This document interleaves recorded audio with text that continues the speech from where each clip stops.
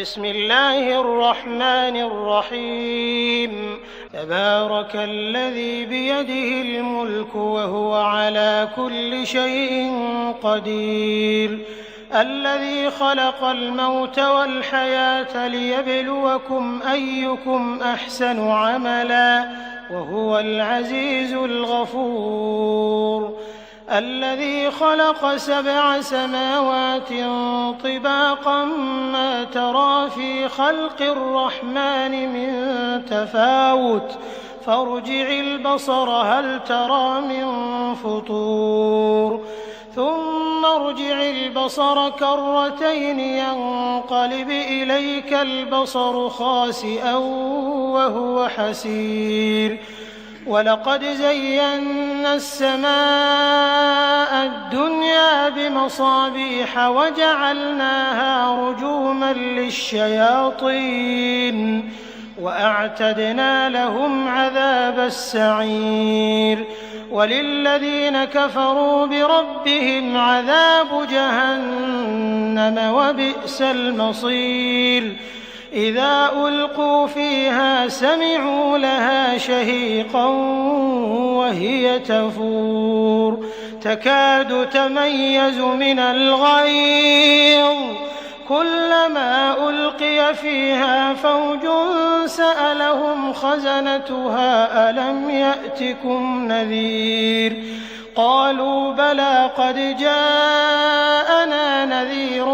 فكذبنا وقلنا ما نزل الله من شيء إن أنتم إلا في ضلال كبير وقالوا لو كنا نسمع أو نعقل ما كنا في أصحاب السعير فاعترفوا بذنبهم فسحقا لأصحاب السعير إن الذين يخشون ربهم بالغيب لهم مغفرة وأجر كبير وأسروا قولكم أو اجهروا به إنه عليم بذات الصدور ألا يعلم من خلق وهو اللطيف الخبير هو الذي جعل لكم الأرض ذلولا فامشوا في مناكبها وكلوا من رزقه وإليه النشور أأمنتم من في السماء أن يخسف بكم الأرض فإذا هي تمور أم أمنتم من في السماء أن يرسل عليكم حاصبا فستعلمون كيف نذير ولقد كذب الذين من قبلهم فكيف كان نكير أولم يروا إلى الطير فوقهم صافات ويقبضن ما يمسكهن إلا الرحمن إنه بكل شيء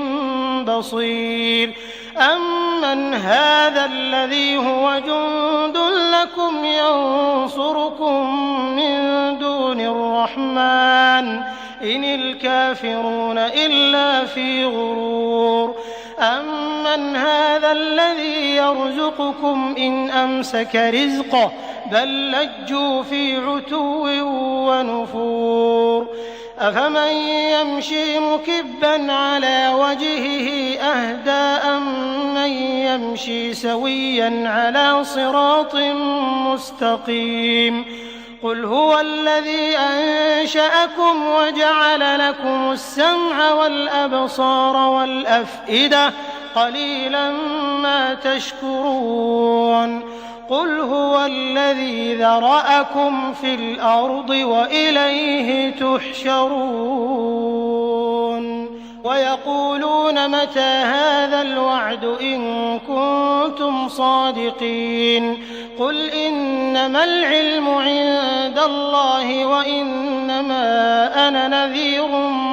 مبين فلما رأوه زلفة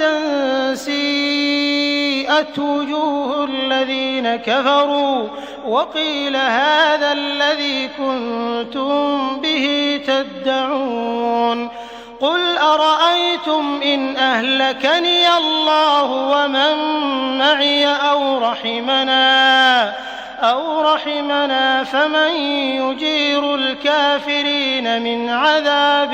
أليم قل هو الرحمن آمنا به وعليه توكلنا فستعلمون من هو في ضلال مبين قل أرأيتم إن أصبح ماؤكم غورا فمن يأتيكم بماء معين